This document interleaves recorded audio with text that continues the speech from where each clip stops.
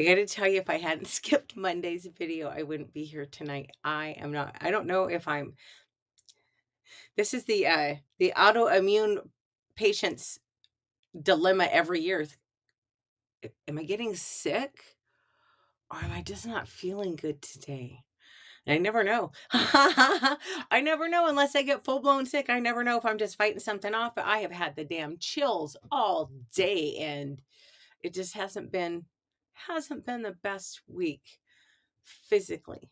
But I do got to tell you, it's been a pretty good week emotionally. Last week, I think it was last week, but a friend of mine reached out and hey, I got this girlfriend and we've been friends since we were kids, and she's got health issues that are a lot like yours, and she has nobody to talk to. She doesn't do social media. Would you be willing to reach out to her? Well, of course, of course. So I did, and she's, really busy right now. I'll get back to you. I'll be honest, I thought I was gonna have to email her again before I heard back from her, but no, I got a really lovely note from her today, and it made me feel, this is why I do this shit. It's not easy to get on social media and talk about the crap going on with your health because there's always those crazy ass mean people who want to pull you down. But I put myself out there because the note I got from this woman today, I mean, it almost made me cry. She's so isolated. She's so lonely. And she is so grateful to have somebody to talk to who can understand what she's going through. Y'all healthy people don't even know. There's no way for you to get how freaking horrifyingly isolating this mess is. So let's talk about chronic illness and social media. This information is from a website called themighty.com. Now, I got to tell you, there's a lot of things I absolutely love about the Mighty. It's an excellent resource if you're dealing with health issues and or disabilities. But for my personal taste, and this is just me, it can get really negative. And that's not a slam on the people on the site. I get that. I know when you're in the trenches and you're just getting buried with this shit. I know what it's like. I know how hard it is to be positive. I've just found in my personal experience, it makes my symptoms a lot easier to deal with if I can try to be grateful, if I can try to keep myself in a more positive mood. But one thing I've learned over the years of dealing with this, because gosh, it's been well over 15 years now, but it fascinates me the way people with health issues approach social media. Some people, I mean, every single bit of their laundry is hanging out to dry. Y'all know the type. There's a lot of healthy people that do that too. And you know what? If it makes you feel better, I am not judging. More power to you. You got to do what helps you cope with this mess. I'm not going to judge you for that. The flip side is, and these are the ones that just fascinate me. There are some people that there was one woman in particular, she always pops it into my head when I talk about this. We've been talking on social media for several years. And then one day out of absolutely nowhere, she drops me a direct message and she's like, "Oh yeah, by the way, I've got fibromyalgia." It's like, how did I not know this? And she said, "I don't want to talk about it. I don't like to talk about it." And I understand why she doesn't want to talk about it. So let's hit some of these reasons why people are very reluctant to talk about this stuff on social media. First of all, the assumption tends to be that we're just looking for attention or that we're being melodramatic. Or my favorite, someone told me once that oh, you're so ungrateful. Bish, please. I would put my gratitude up against most people's. I am very grateful. Y'all, I seriously came this close to being a bedridden pill popper. Every day that I get up, this morning was a hard day for me to exercise. I didn't want to, which is unusual. I love to dance. That makes me happy. I did not want to. I watched the clock. Seriously, it was like 54 minutes, 53 minutes, 52 minutes. The whole workout went that way. And I'm never like that because I enjoy what I do. I don't feel good today.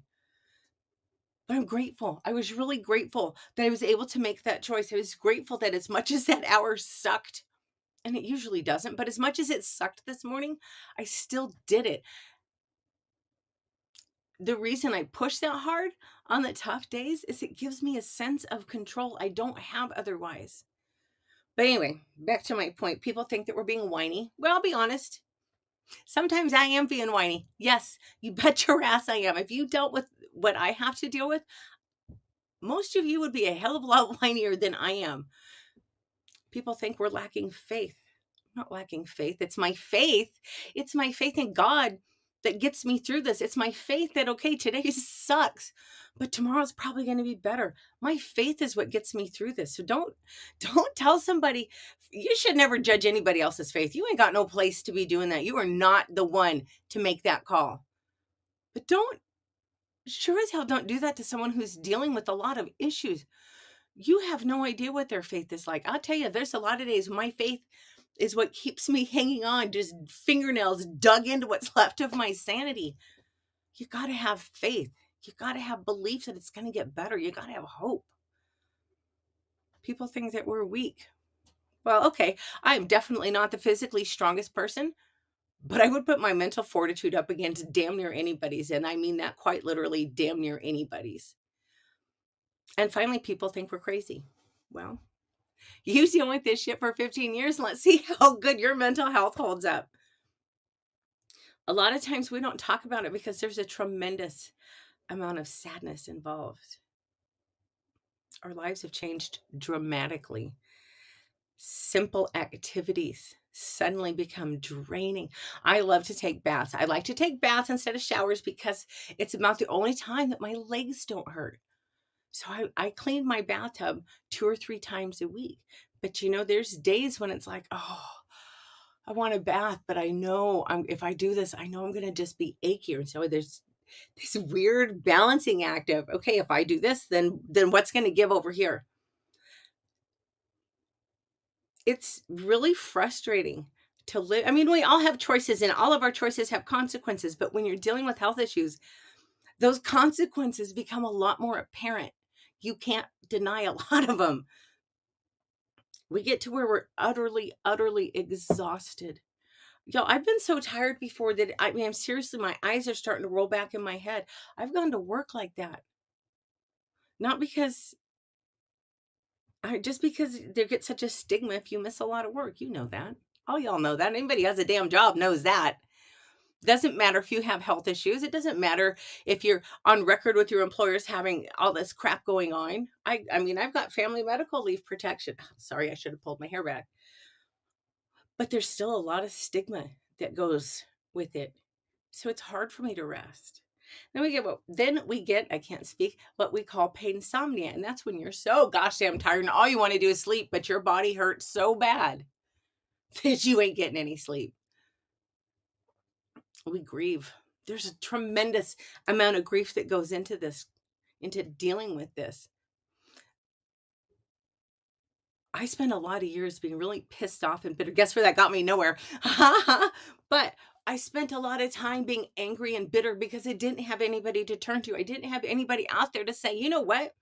You got a crappy hand.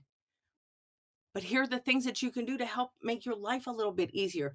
And it's not that I have the answer for everybody.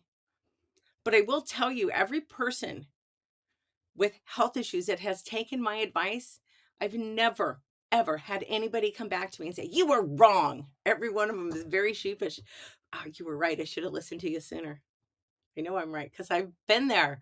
I'm not just some person sitting here telling you this shit and it hasn't never experienced it. This is my life. I fight with this stuff every single day. There's a lot of grief. We get very angry and bitter.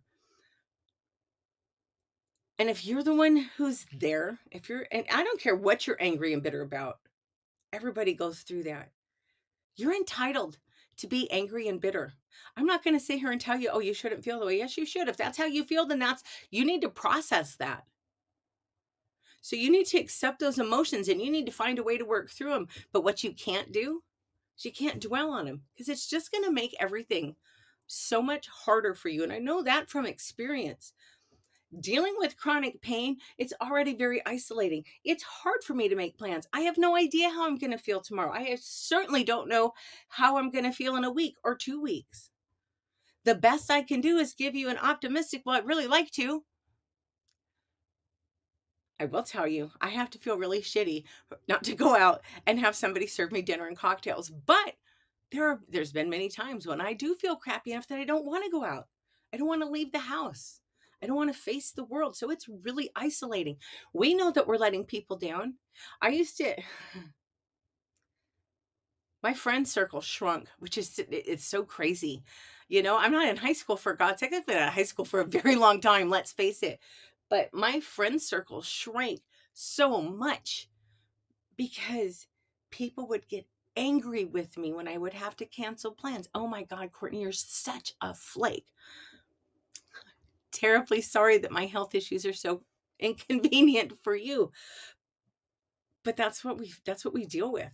We know we're letting people down. Family dynamics change. All of a sudden, one person can't so-called pull their weight anymore. All the things that they used to be able to do, they're not able to get done anymore. You don't think that drastically changes family dynamics? You've never seen it happen. Of course it does. It would have to. We know that we can't do what we used to do. Hell, we can't do what we want to do. How I personally cope with that is I have to remind myself that even healthy people can't have it all. Everybody has to make trade-offs. Everybody has to make those choices. But when you're the one dealing with this stuff, your world gets so incredibly small. Now, I will say, I've done very good at building a good inner circle. I have 3 or 4 local women who I adore. And the thing I love about them is if we have plans and I have to cancel. Hi, honey. I don't know what VUR means, but hi.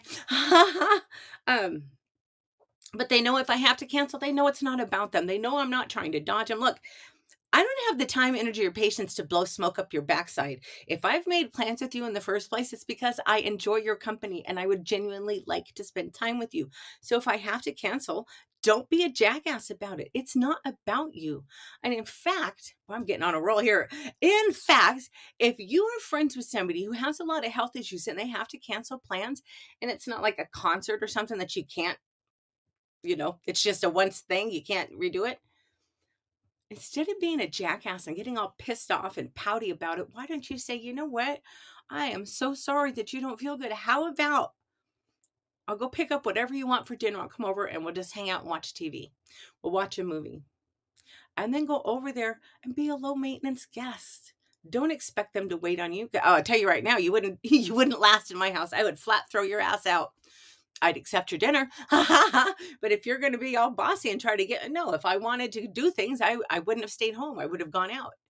But go over and just be a gracious guest.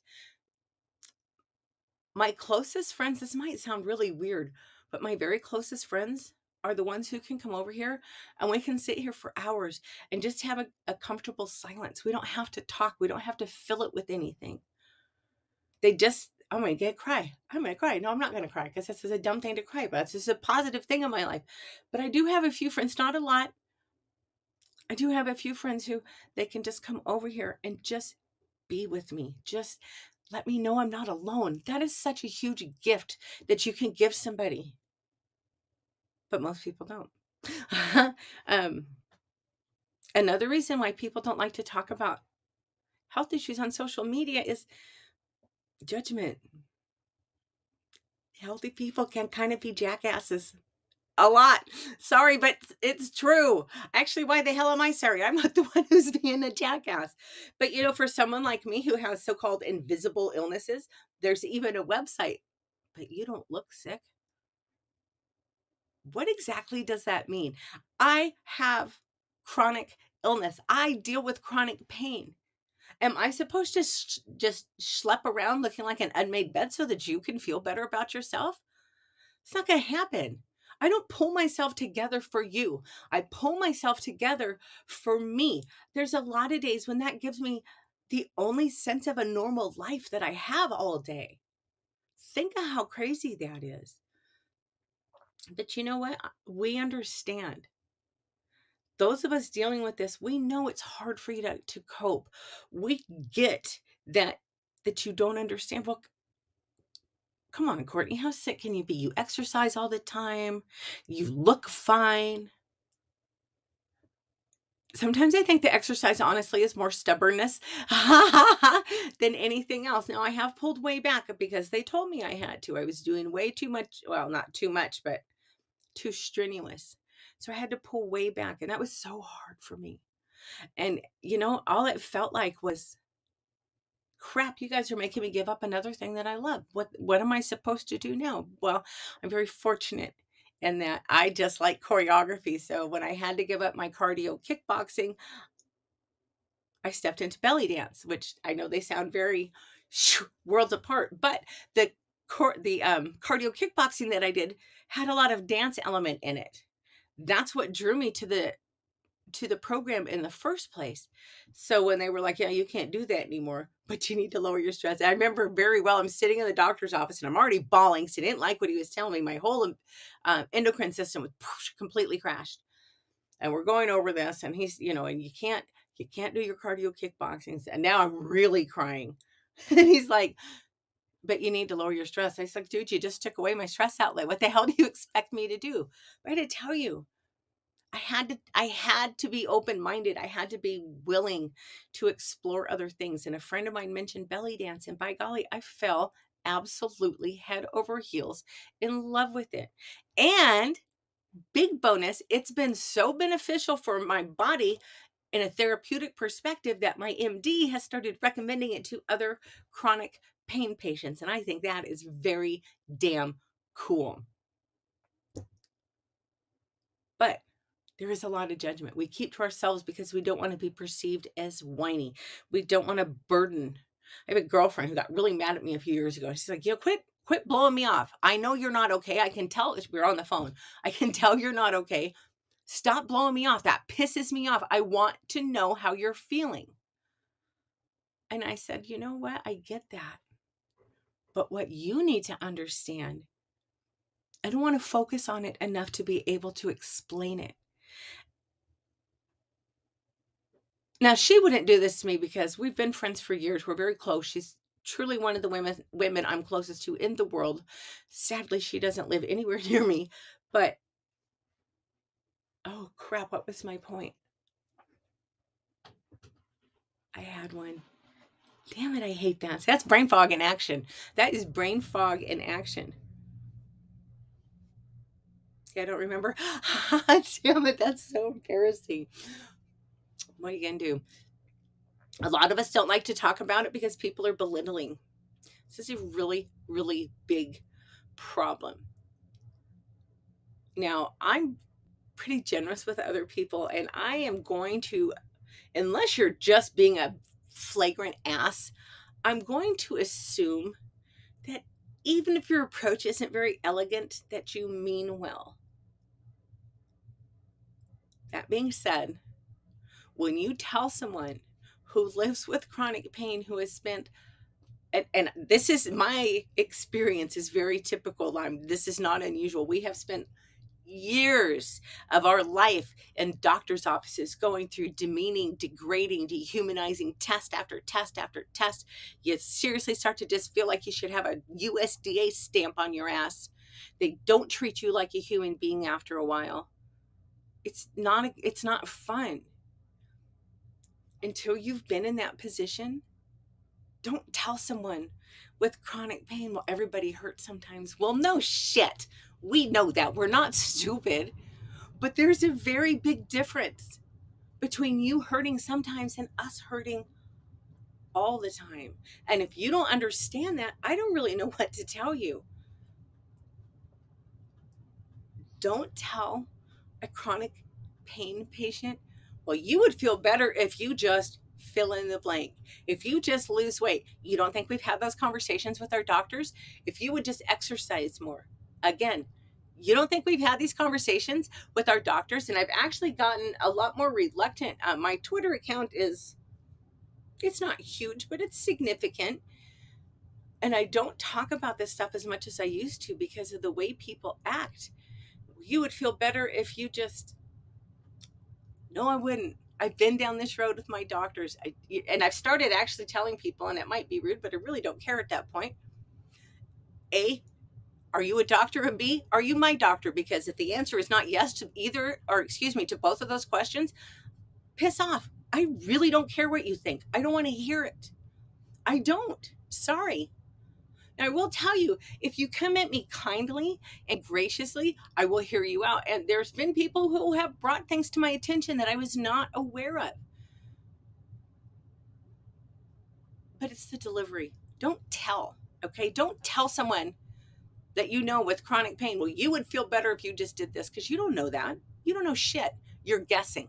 And you're usually guessing off of incomplete information. If you really feel that strongly about it, why don't you suggest it? Instead of telling your friend with chronic pain problems, you need to go to yoga, why don't you say, hey, you know what would be really fun? I found this great introductory yoga class. It should be really easy for us both to keep up with. You want to go? That's how you do that stuff. You don't just beat them over the head with it. We have already given up so much of our life. We are browbeaten. Now, I have a good relationship with my doctor. I hate my clinic, but I love my doctor. And yes, I realize that sounds weird, but I do love my doctor. She does the best that she can with the parameters she's forced to by the clinic, forced to work with by the clinic and by the government. That's a whole other very long story and not for this video. But we've had the conversations.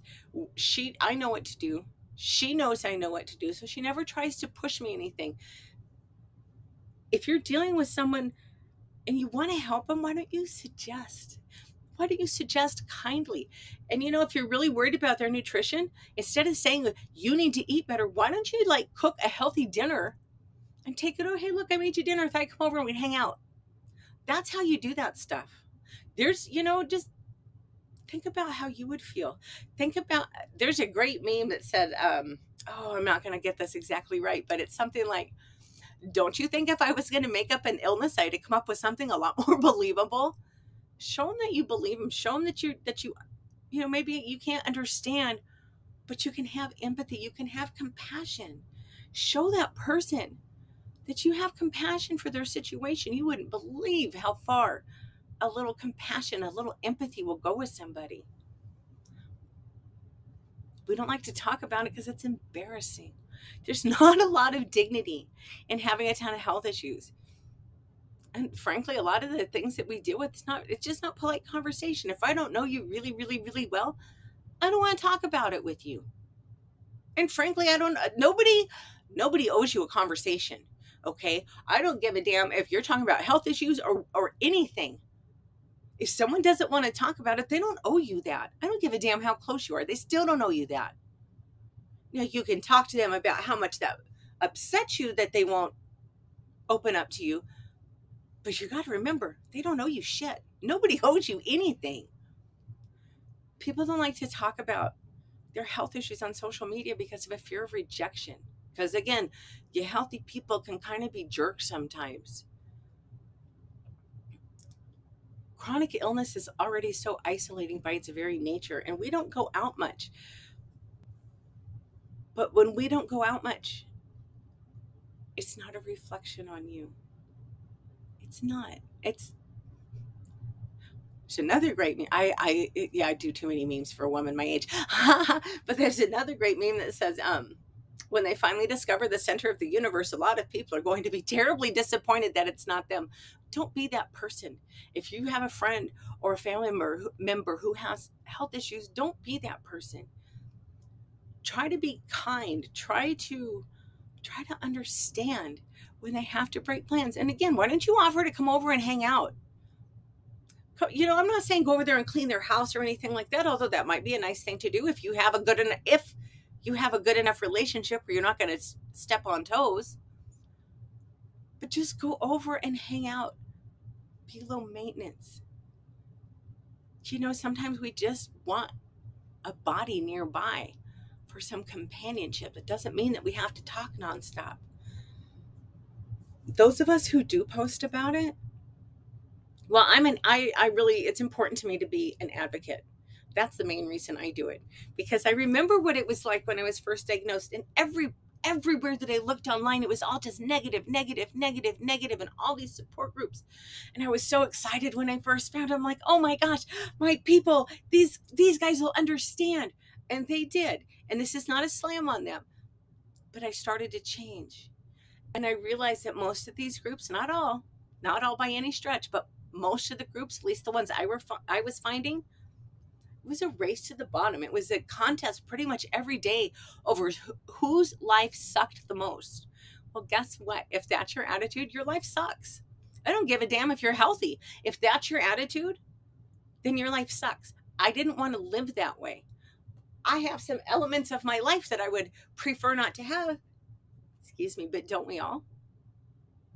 Don't dwell on the stuff that brings you down, for gosh sakes. That's so, you deserve better than that.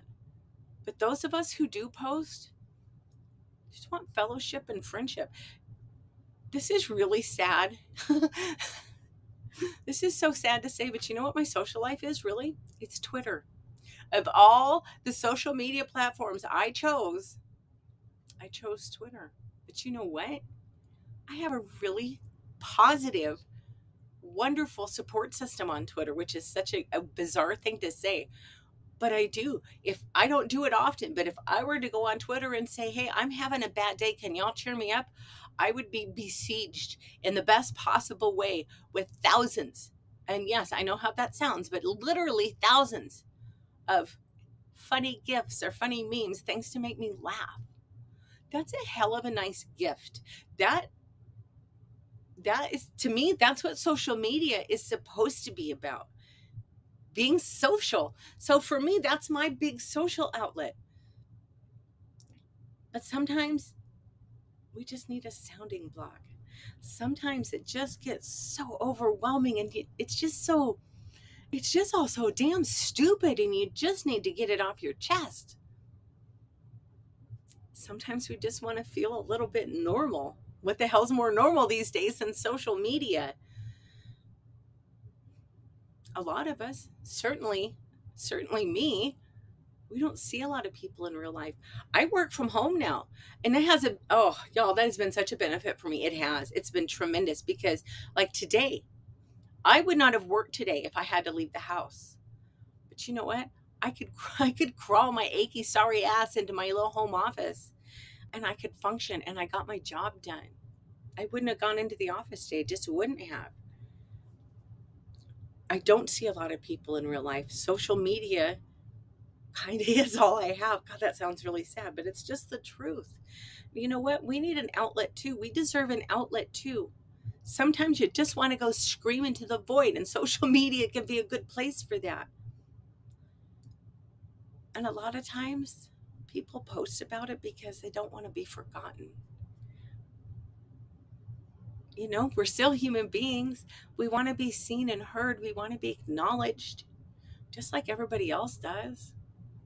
But you know, I think a lot of it, and this is just my opinion, which you know what they say about opinions, but I think a lot of it is, I think we freak healthy people out because, well, first of all, you look fine. So what the hell? Why do you limp? Why do, why do you move like you do? Why do you miss work all the time? You look fine. I don't want to be forgotten about. I don't want to be just cast into the corner. Years ago, um, before I realized I had to get a grip on my attitude, and ironically, I was actually a lot healthier than than I am now. This was before the Hashimoto's and before I crashed my endocrine system. Um, but my coworkers were trying to get me to go on disability. And one day I looked at one of my really good friends, and I started to cry, and I said, what in the hell do you guys want me to do? Just go home and sit there and wait to die? But you know what? That conversation was a turning point for me. That's when I realized, okay, I may not be able to control all of this, but I can sure as hell learn how to control my attitude.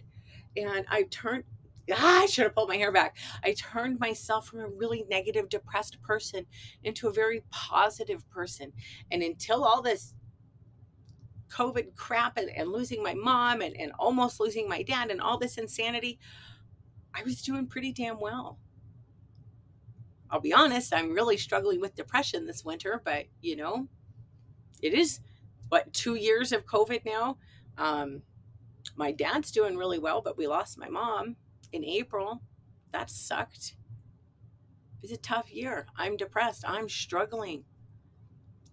That's why I post on social media. I need that, as weird as it of a connection as it can be. I need that connection with the outside world. But anyway, that is all I have for tonight. I barely made it on here. I seriously was in bed until like 4:40. I had to go lay down. I just couldn't do it anymore. But I'm not an expert. I'm not a doctor. All I can tell you is I'm someone who's been dealing with this for a really, really long time. And I went from taking 9 different drugs a day to try to manage my fibromyalgia, which, side note, manage absolutely freak all and nothing. All it did was make me sicker and fatter. So, folks, you need to know what you're taking. You need to do your own damn research. You need to be your own advocate, because all Western medicine doctors are taught to do is either write you a prescription or cut something out of you.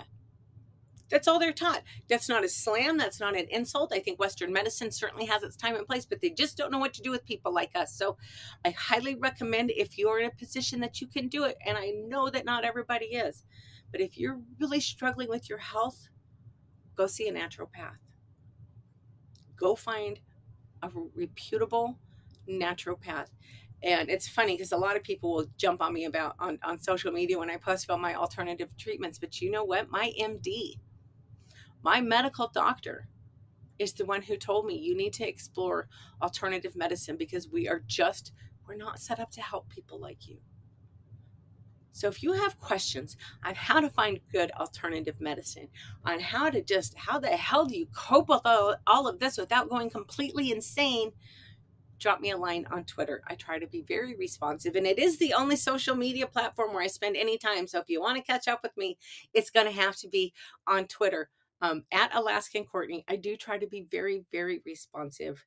Um, I have no idea what else I'm supposed to say. So I will tell you all that I will be back Friday at 5 o'clock Alaska time. Have a great night. I'll see you then. Thanks.